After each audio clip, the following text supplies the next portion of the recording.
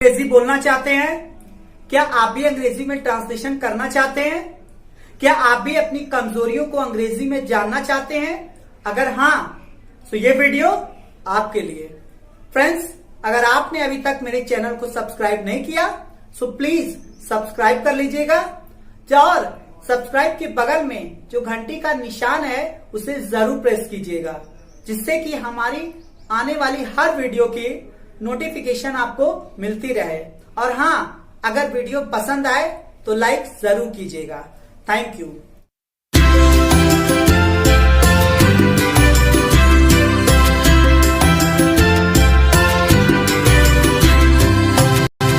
I'm Mahesh, most welcome to my channel magic English with Mahi. Friends, आज की topic subject की है। और फ्रेंड्स, मैं आप सबको शुरू से इंग्लिश सिखाने का ठान लिया हूं और आप सभी को अंग्रेजी सिखाकर ही रहूंगा।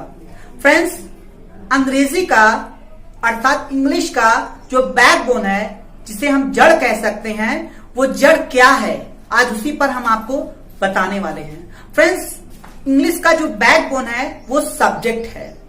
क्यों? क्योंकि ये जो सब्जेक्ट होता है ये किसी भी ट्रांसलेशन में पहले किया जाता है। जब भी आप अंग्रेजी में ट्रांसलेशन करते हैं तो वहां आपको सब्जेक्ट की जरूरत होगी।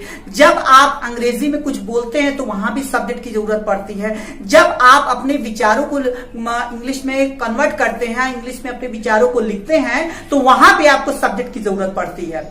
और फ्रेंड्स, इतना ही नहीं, जब आप इंग्लिश का न्यूज़पेपर पढ़ते हैं या फिर आप किसी की नोटबुक्स पढ़ते हैं या कोई मैगजीन पढ़ते हैं, तो उसमें भी आपको अंग्रेजी में सब्जेक्ट की जरूरत पड़ जाता है। सो फ्रेंड्स, ये सब्जेक्ट क्या होता है, कैसे हम जाने कि ये सब्जेक्ट क्या होता है? क्योंकि ये सब्जेक्ट जो होता है फ्रेंड्स, ये सिंगल भी होता है और एक से ज्यादा भी होता है। ये सब्जेक्ट कुछ भी हो सकता है फ्रेंड्स, कुछ भी हो सकता है। ये सब्जेक्ट एक शब्द में भी हो सकता है, एक वर्ड्स में हो सकता है और एक से ज्यादा वर्ड्स में भी हो सकता है। सो फ्रेंड्स, इसलिए ये जरूरी है जानना कि सब्जेक्ट कैसे पहचाने। क्योंकि आपको इतना तो पता चल गया कि इंग्लिश में जब आप बोलेंगे, ट्रांसलेशन करेंगे या फिर किसी थॉट्स को लिखेंगे तो बिना सब्जेक्ट के आप नहीं लिख पाएंगे। और अगर आप सब्जेक्ट नहीं समझ पाए तो पूरा इंग्लिश का जो ट्रांसलेशन होता है, जो मीनिंग होता है, वो पूरा का पूरा चेंज हो जाएगा। सो फ्रेंड्स, मैं इसी टॉपिक पर आपसे बात करने वाला हूं। फ्रेंड्स, सब्जेक्ट मीन्स डूअर आप कह सकते हैं। ये सब्जेक्ट कोई हिंदी वाला विषय नहीं है फ्रेंड्स, ये सब्जेक्ट कर्ता, जिसे आप हिंदी में कहते हैं। और कर्ता का मतलब होता है काम करने वाला, डूअर। तो फ्रेंड्स, जो किसी काम को खुद करता है उसी को हम सब्जेक्ट कहते हैं।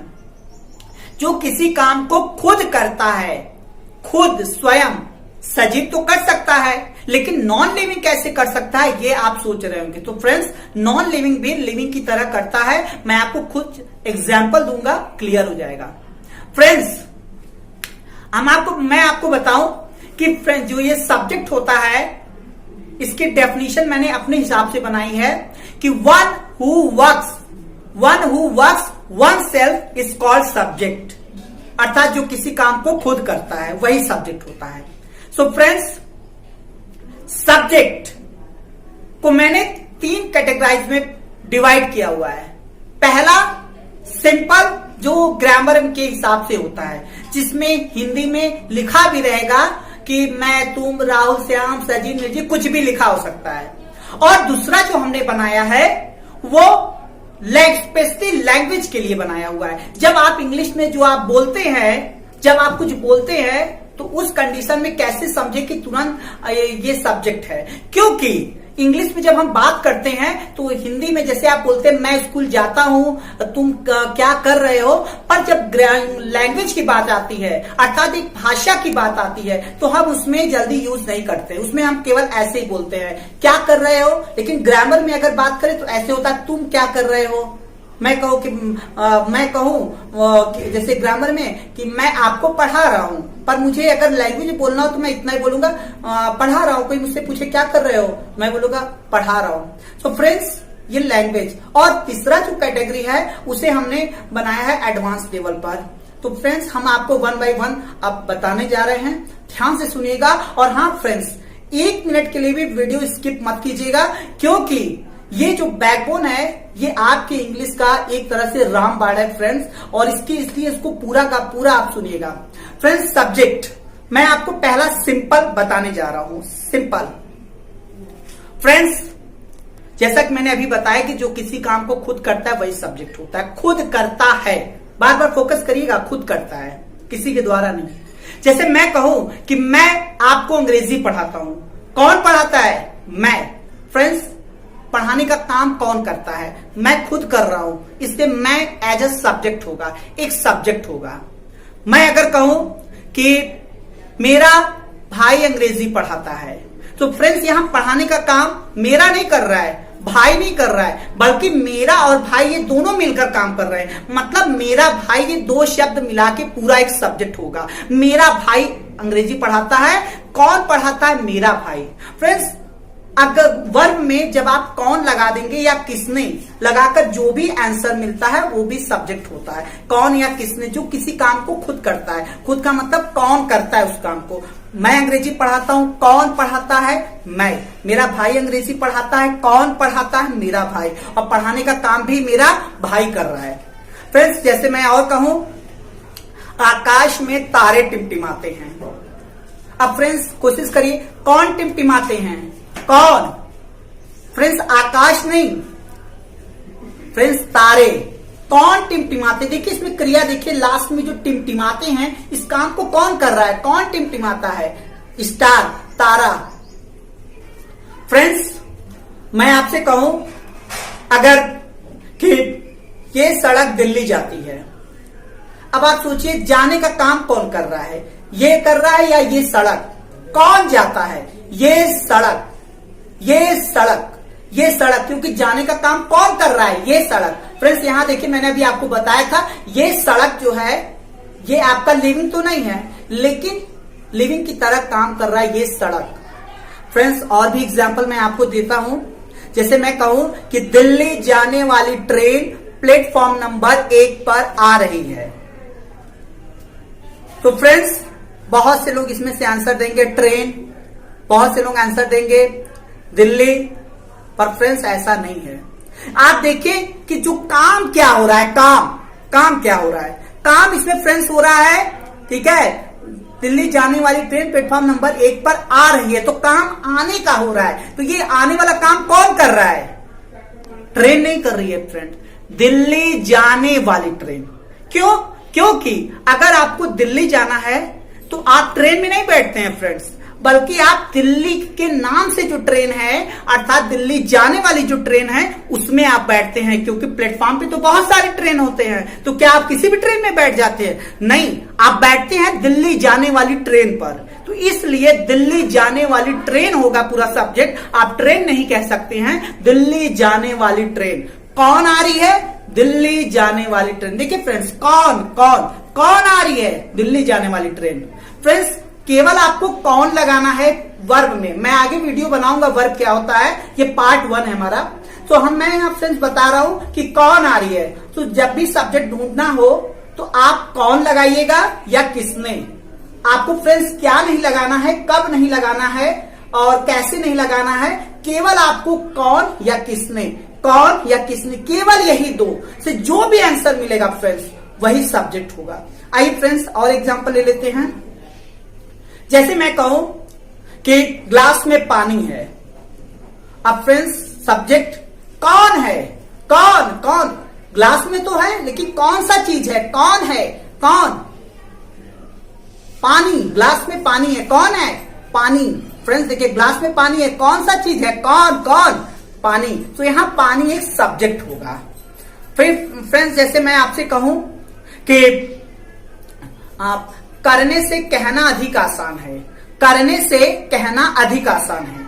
सो फ्रेंड्स देखिए, करने से कहना अधिक आसान है, तो देखिए कौन आसान है, लास्ट में जो आ रहा है, लास्ट में जो चीज खत्म होता है उसी के पहले हम कौन लगा देते हैं। तो कौन आसान है, कौन आसान है, कौन आसान है, करने से कहना। तो फ्रेंड्स करने से कहना नहीं आंसर होगा, केवल कहना, क्योंकि आपका जवाब है कि करने से कहना अधिक आसान है। तो कौन आसान है? कौन? कहना, केवल कहना फ्रेंड्स, कहना आएगा। तो कहना यहाँ पर एक सब्जेक्ट होगा और यहाँ पे आप देख सकते हैं कहना कोई नॉन लिविंग, कोई लिविंग नहीं है, बल्कि ये भी एक नॉन लिविंग है और एक वर्ब है। तो फ्रेंड्स जो सब्जेक्ट होता है ना, वो फ्रेंड्स सब्जेक्ट आपका नाउन भी हो सकता है, एडजेक्टिव भी हो सकता है, प्रेपोजिशन भी हो सकता है, वो वर्ब भी हो सकता है, कुछ भी हो सकता है फ्रेंड्स। आपको अपने डेफिनेशन पर फोकस करना है। और फ्रेंड्स एक दो एग्जांपल बताते हैं आपको। जैसे मैं आपसे कहूं कि खड़क सिंह के खड़कने से खड़कती हैं खिड़कियां, खिड़कियों के खड़कने से खड़कते हैं खड़क सिंह। फ्रेंड्स थोड़ा सा डिफिकल्ट है, लेकिन आपको पता चलेगा। मैं आपसे कहूं खड़क सिंह के खड़कने से खड़कती हैं खिड़कियां, खिड़कियों के खड़कने से खड़कते हैं खड़क सिंह। सो फ्रेंड्स आपको सब्जेक्ट बहुत थोड़ा डिफिकल्ट भी लग रहा होगा कुछ लोगों को, और कुछ लोग सोच रहे होंगे क्या इस तरह का कैसे ट्रांसलेशन करें। फ्रेंड्स बहुत आसान होता है, क्योंकि इसमें भी सब्जेक्ट है। कैसे?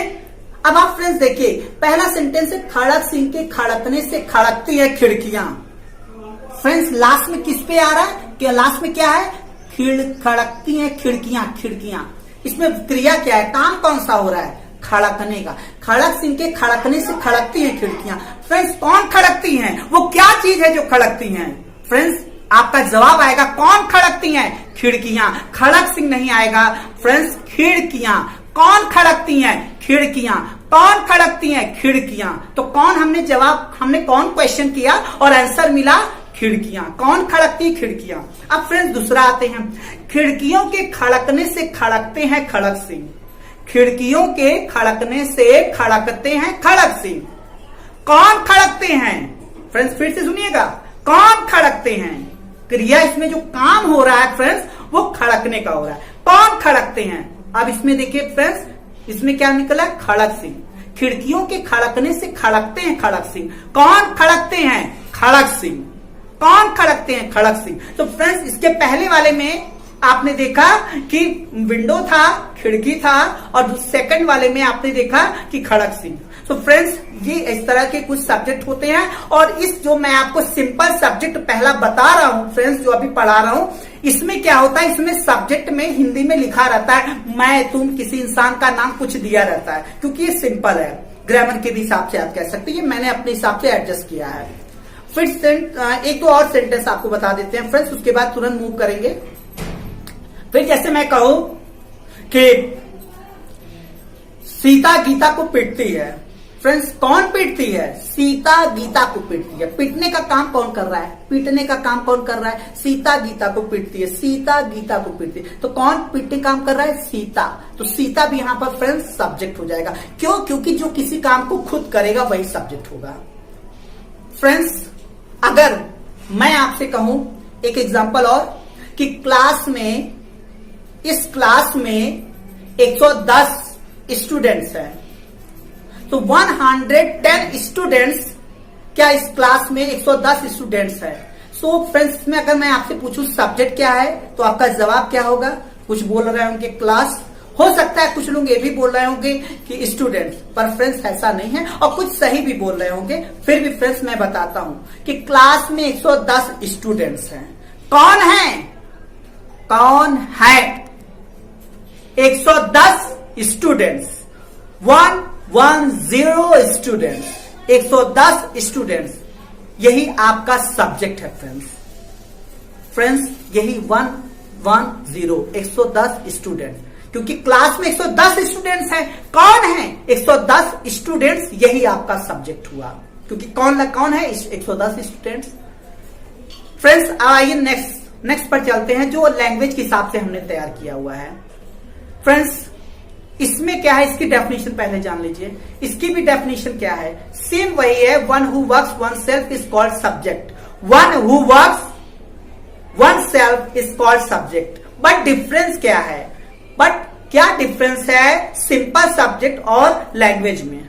फ्रेंड्स इससे पहले जो आपने सिंपल पढ़ा, इसमें सब्जेक्ट दिया हुआ था।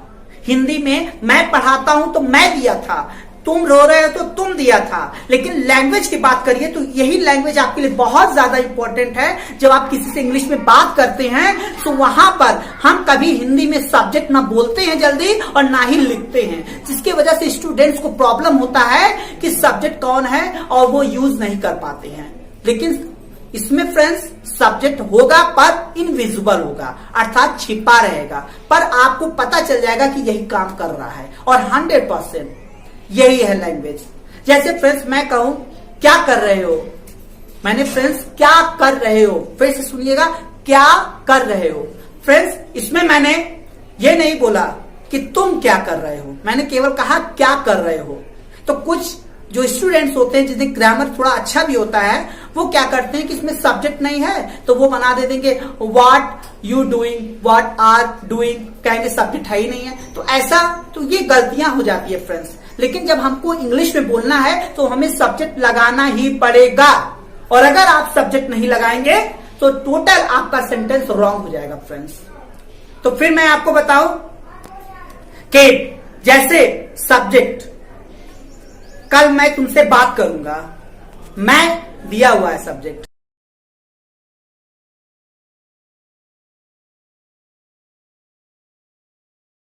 मैंने आपको बताया कि लैंग्वेज में हिंदी में सब्जेक्ट नहीं दिया रहता है, और जब सब्जेक्ट नहीं दिया रहता है फ्रेंड्स तो प्रॉब्लम होता है कि हम कैसे पहचानें कि सब्जेक्ट है या नहीं, हम उसका ट्रांसलेशन कैसे करें।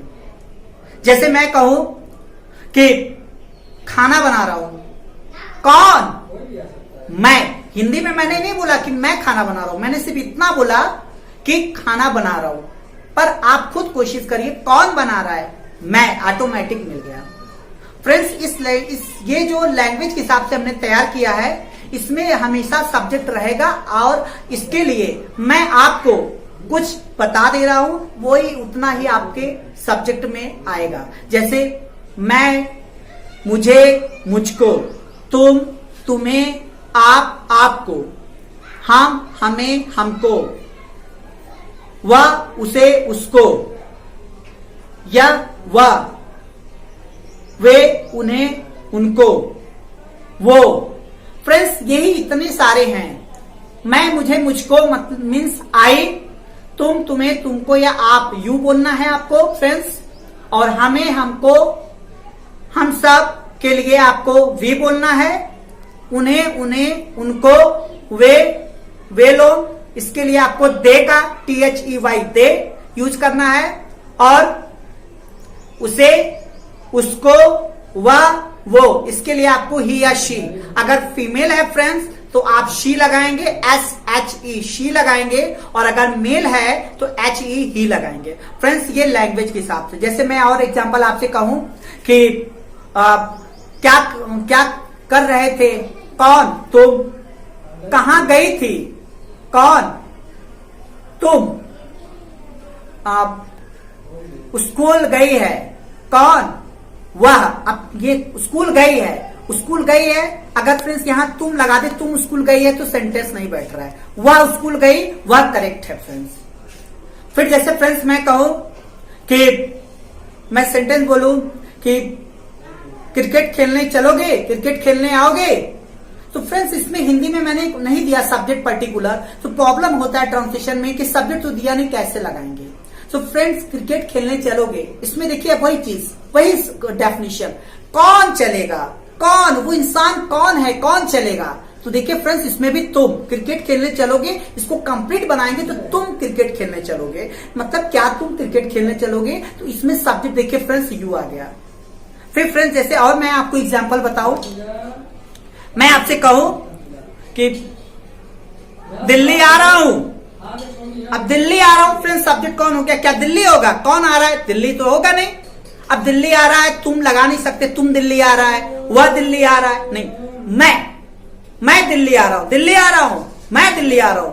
अगर आप यहां पे वह लगा देंगे तो देखिए सेंटेंस रॉन्ग हो जाएगा। वह दिल्ली आ रहा हूं, मैंने हूं बोला, मैंने बोला है दिल्ली आ रहा हूं, लास्ट में हूं है, अगर वह लगाएं तो वह दिल्ली आ रहा हूं गलत हो जाएगा फ्रेंड। इसलिए केवल मैं सब्जेक्ट होगा, आई, ओनली आई, मैं। फ्रेंड्स आइए तीसरे टॉपिक की बात करते हैं, मतलब तीसरे कैटेगरी की बात करते हैं, जिसका नाम हमने दिया है कि जब उसमें सब्जेक्ट होगा ही नहीं, अर्थात वास्तव में नहीं होगा, रियली में उसमें सब्जेक्ट नहीं होगा, उसमें वास्तव में सब्जेक्ट दिया ही नहीं होगा, मतलब सब्जेक्ट उसमें गायब रहेगा और वास्तव में नहीं रहेगा। तो हम कैसे समझेंगे कि ये भी सब्जेक्ट है या नहीं इसमें? फ्रेंड्स, इस तरह के सेंटेंस को हम नाम देते हैं पैसिव वॉइस। जब किसी भी सेंटेंस में जब हम बोलते हैं, लिखते हैं या कोई काम करते हैं, तो हमें यह देखना है कि उस काम को करने वाला कोई इंसान है या नहीं, कोई कर रहा है या नहीं। जब लगे कोई इंसान नहीं कर रहा है, कोई इंसान है ही नहीं बल्कि कोई और किया था, तो समझ जाइए कि वहां पर आप सब्जेक्ट नहीं कह सकते, वहां पर आप उस सेंटेंस को पैसिव वॉइस कहेंगे। जैसे मैं कहूं कि मैं 1995 में पैदा हुआ, मैं 1995 में पैदा हुआ। फ्रेंड्स, सभी लोग, मैं अगर आपसे पूछूं कि सब्जेक्ट कौन है, तो आप सभी का जवाब होगा क्या? यही जवाब देंगे कि मैं। लेकिन रॉन्ग है फ्रेंड्स, मैं नहीं होगा, क्योंकि मैं पैदा अपने से नहीं हुआ बल्कि किसी के द्वारा हुआ होगा। या आप कह सकते हैं मैंने पैदा होने का काम खुद से नहीं किया, जो मैं आपको बता रहा हूं खुद से नहीं किया। अगर खुद से कोई काम करता तो मान लेता कि मैं सब्जेक्ट हूं, तो मैंने खुद से काम नहीं किया, इसलिए मैं सब्जेक्ट नहीं है। फ्रेंड्स, ये पैसिव वॉइस का सेंटेंस हुआ।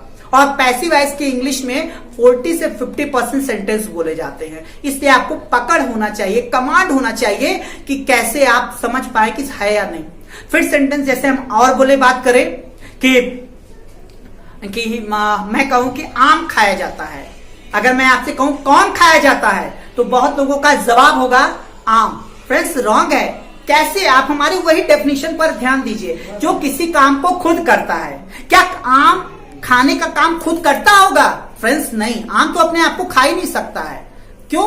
क्योंकि आम कोई इंसान भी नहीं है और वैसे भी खाने का काम तो आम कर ही नहीं रहा है। फ्रेंड्स, तो जब आम खाने का काम ही नहीं कर रहा है तो फिर सब्जेक्ट ही नहीं होगा, अर्थात ये भी आपका पैसिव वॉइस होगा, क्योंकि आम खाया तो जा रहा है लेकिन खाने का काम कौन कर रहा है ये गायब है सेंटेंस, इसमें नहीं दिया हुआ है। खाने का काम कौन कर रहा है उसका नाम नहीं दिया हुआ है। आम खाया तो जा रहा है तो किसी के द्वारा खाया जाता होगा, न कि आम अपने को खाएगा, अपने को तो खाएगा नहीं। तो इसलिए ये सेंटेंस में सब्जेक्ट नहीं है, इस सेंटेंस को हम पैसिव वॉइस कहेंगे। और इसके पहले जो अभी आपने सेकंड वाला पढ़ा था, जिसमें हमने आपको बताया था कि सब्जेक्ट लैंग्वेज के हिसाब से है, लैंग्वेज के हिसाब से मैंने बनाया था, जिसमें सब्जेक्ट नहीं रहता है पर एकदम साफ पता चलता है कि उसमें सब्जेक्ट है। जैसे मैं कहूं कि खाना खा रहा हूं, कौन? मैं, पता चल रहा है। पर लेकिन अगर मैं कहूं कि मुझे मार पड़ती है, तो फ्रेंड्स क्या इसमें आप कहेंगे कि मैं या मुझे? नहीं फ्रेंड्स, मुझे मार तो पड़ती है पर किसी के द्वारा पड़ती है। फ्रेंड्स, किसी के द्वारा,